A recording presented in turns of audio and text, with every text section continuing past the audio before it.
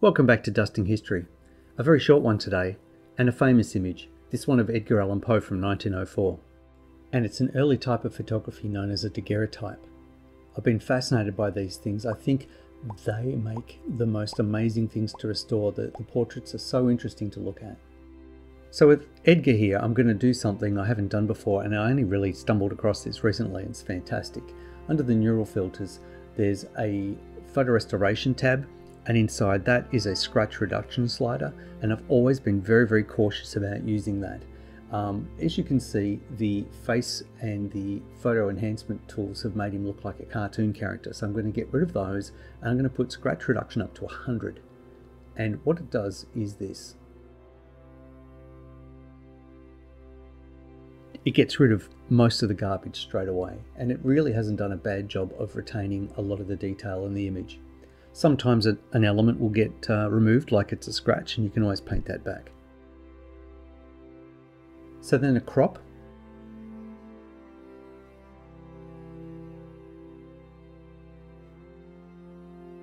And a bit of a curves adjustment. Now that I've removed the border, I can better see the range of blacks to whites in this image, and I'm just going to set it to a nice-ish mid-tone.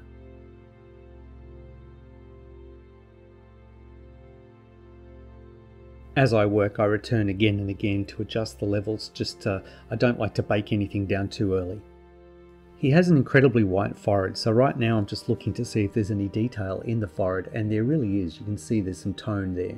So what I will do is create a levels adjustment layer that's really dark, get a mask on that so it all goes away, then using a white brush in the mask, just paint areas back in. And I'm really trying to be gentle here. I'm just trying to bring back tone so that he isn't really blown out looking like that.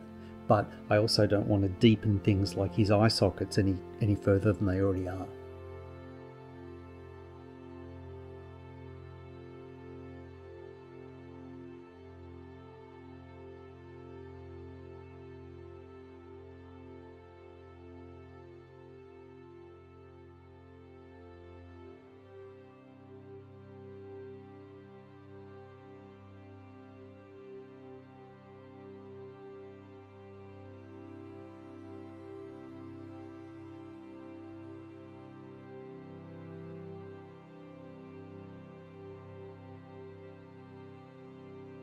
So I think that's helped just bring a little bit of interest to the image and balance it out a bit, as well as restore some detail in areas where there previously wasn't.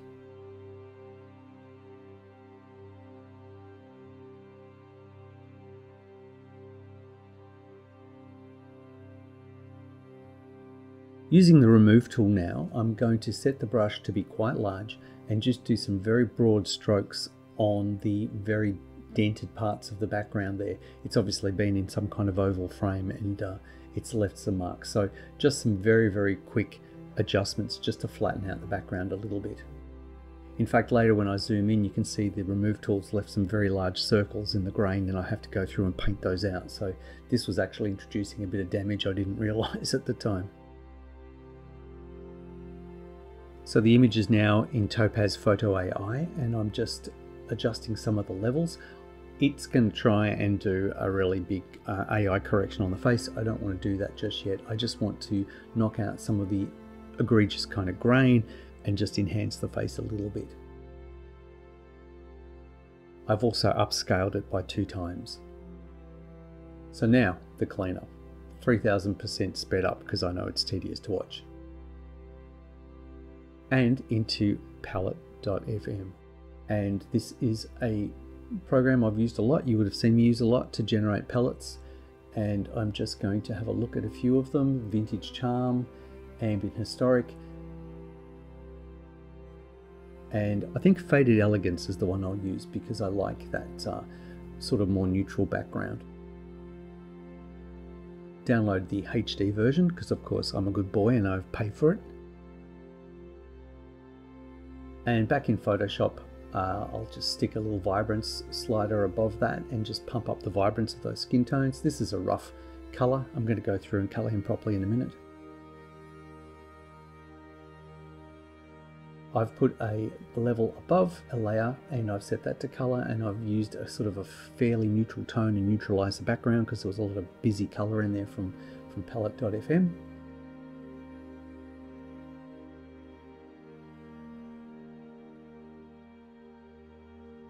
Now here you go, pulling in reference of a person who's lit from a similar direction. So I'm just going to snag some of the colors, those cool light from the left and the sort of warmer tones on the face, the flush of the cheeks, the color of the lips, slight grayness in the beard, also just some warm notes, some little pinks in the eyes, all those sorts of things I can just grab directly from that photo.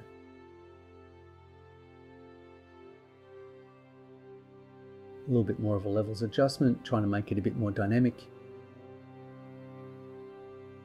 I also grayed off the bags under his eyes because it is Edgar Allan Poe after all. I didn't want him to look too chipper and fresh. Okay, so I'm going to try and blur the background using a frequency separation action. Again, talked about those a lot. And so that splits the high level frequency from the low level frequency apart, so you can actually paint on the low level frequency, which looks like a blurry image, and that grey layer above has all the high frequency stuff in it, so when you turn that back on, all the grain and all the good stuff comes back into the picture. So I'm really just evening out some of the tone.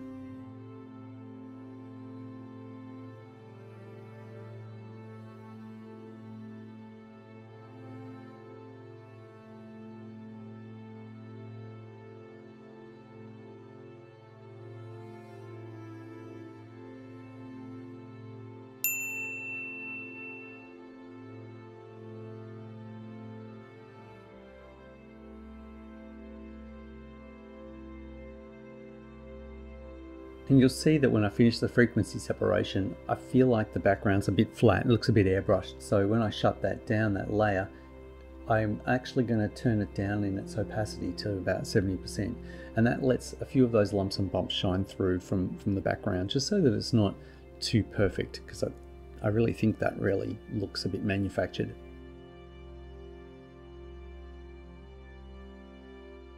Okay, just playing with color balance and playing with levels adjustments just to sort of see how much drama I want.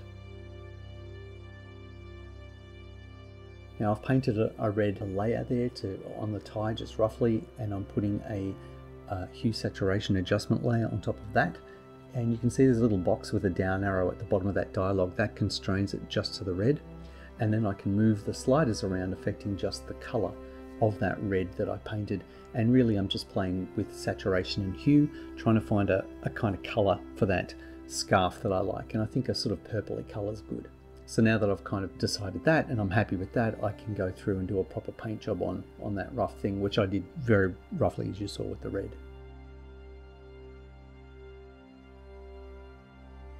I don't want the scarf to be the focal point of the image.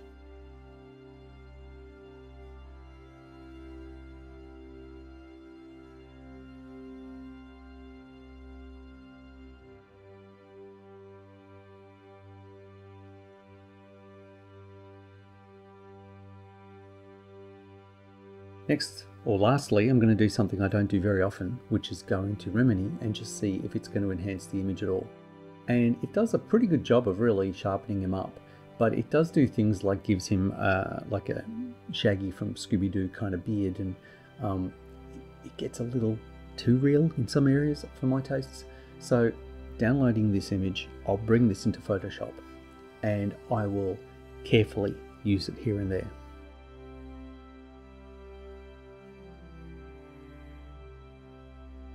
So you can see I've put it up above everything else, and I've put a mask layer on it, and I'm just painting out things that I think are too sharp or too weird. There's some weird sort of stray hairs that it's invented, and the beard I'm not super keen on. I'd actually prefer to go back more to the earlier version of the image.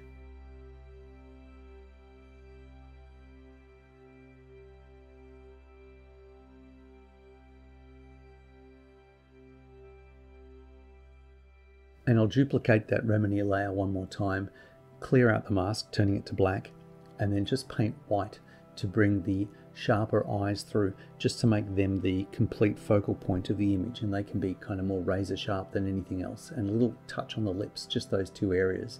And then you can see I'm just playing with the opacity up and down on both of those layers, trying to find a balance where I have a perception of clarity without it being hyper sharp just on the face.